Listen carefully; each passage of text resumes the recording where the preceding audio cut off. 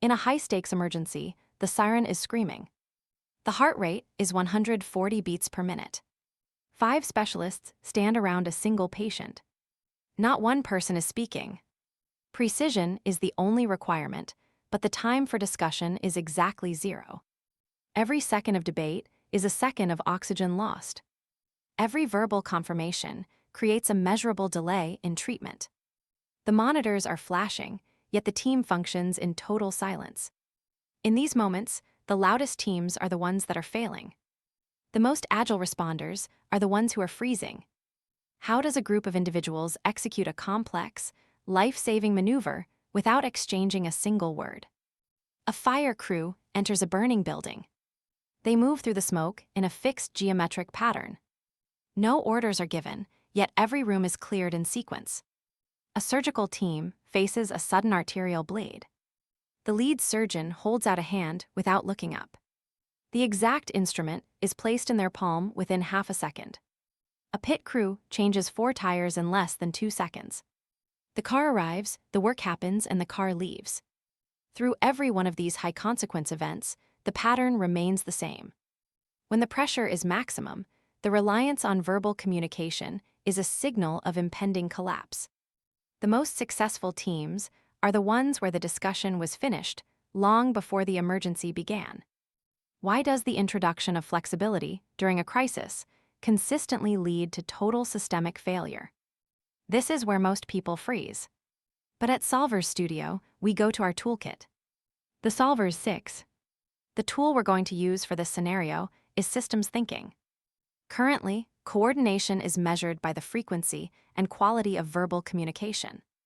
This measurement creates confusion because verbal exchange is too slow to match the speed of a high-stakes emergency.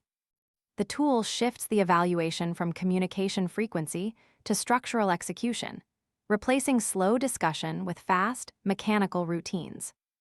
Step 1. Isolate the original assumption. The team assumes that more discussion leads to better coordination during a crisis.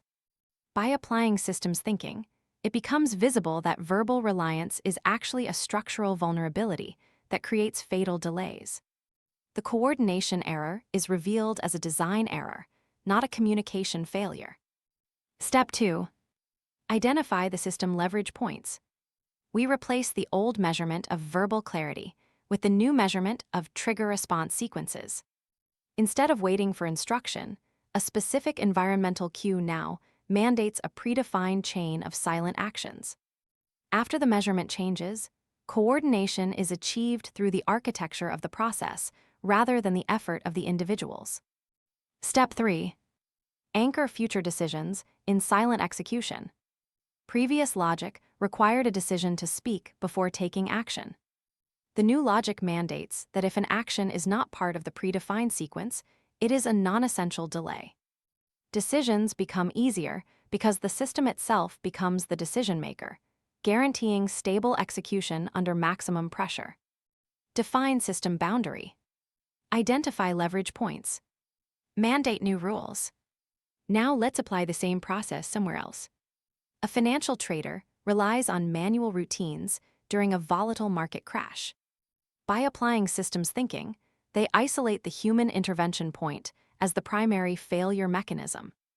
They identify the leverage point and mandate a new rule that requires an automated mechanical sequence for high-volume entries. This prevents human panic from destabilizing the trading system, ensuring effective coordination between the trader and the market. The need for silent coordination is a requirement for a system that transcends human error. What was misunderstood as a need for better communication is now visible as a need for better structure. Clarity is no longer sought in conversation. Clarity is found in the mechanism. Systems change only when their structure changes. See you in the next video.